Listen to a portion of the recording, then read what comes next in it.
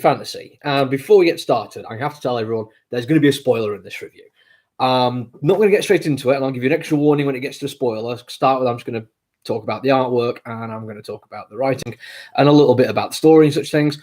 Then when it comes to spoiler time, I'm going to let everyone know. So if you don't want anything spoiled, you can enjoy most of the review and then wander off. So, Amazing Fantasy by Ka-Pow Andrews. And the thing that kind of weirded me out straight off is when I was flicking through it before I started reading, I thought, oh no, it's another anthology. I'd already started reading it. I'd already decided this is what I was going to review. And I don't particularly like reviewing anthologies because you spend far too long just talking about each individual thing, each individual artist, each individual writer. And it feels like it's kind of like a waste of the few minutes I've got to talk about comic books. But it's not an anthology. It's actually all by the same person, both writing and artwork. And they do, to be honest, a spectacular job of telling this exact right story in the exact right style. And it starts brilliantly with World War II Captain America. And I'm going to show you just like the first close we get of Cap. Just look at that. Isn't that brilliant? That's like so World War II comic style. It's the tight little lips, very serious, lantern-jawed kind of thing. Very, very cool. Very accurate to the time period. And then you get, I'm sorry, I'm going to jump forward a little bit here because we get, after that, Red Room, Black Widow. And this, again, has like a bit of a different feel to it, Cold War-esque kind of style there. And if you don't mind me saying so, more lens flare than I thought I was going to see. I mean, Jesus, they really do not skimp on that. But then you get to Spider-Man, Teenage Spider-Man, during the Cuban Missile Crisis of all things. And that is your classic four-color comics, action-adventure, superhero stuff.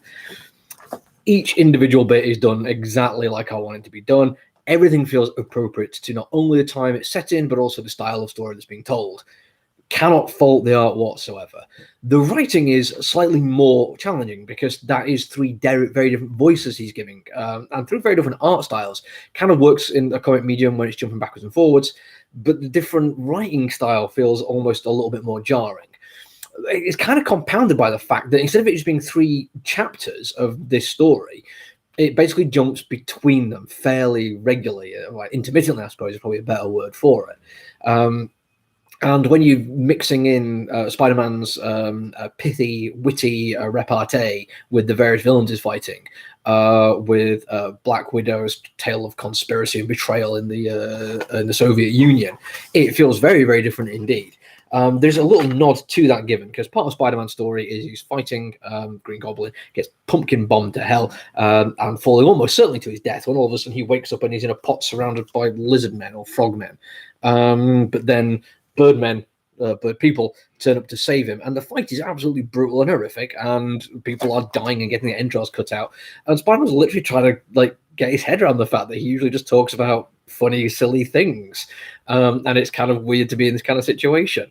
For Black Widow, she gets basically rescued by some giant centaur because apparently her instructor was trying to tell her they could get out of the Soviet Union to West Germany, but that was actually the test of loyalty. It was nothing to do with actually escaping. And when Captain America finds herself washed up on some weird fantasy world island, there is I can't remember, a lion with wings. There's actually a term for the mythological creature. I've totally forgotten it. And all these things just seem to be what is happening now. It's what the life they're living.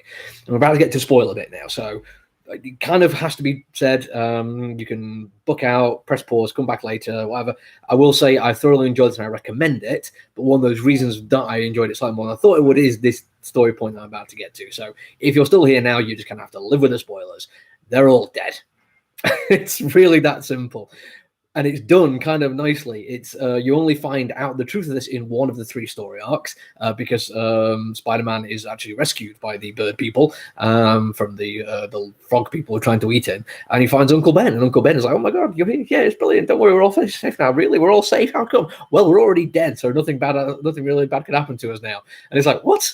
And then you kind of go back, and I did flick back through the pages and realize that the last thing you see of Captain America is him drowning. Peter Parker is literally falling to his death unconscious, and nothing you can do to save him.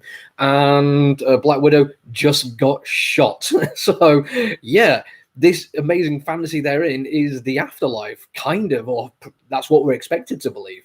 But, once you've already got one twist like that in there, I mean, what else are they going to do to you? Is it all going to be story arc twist within a story arc twist?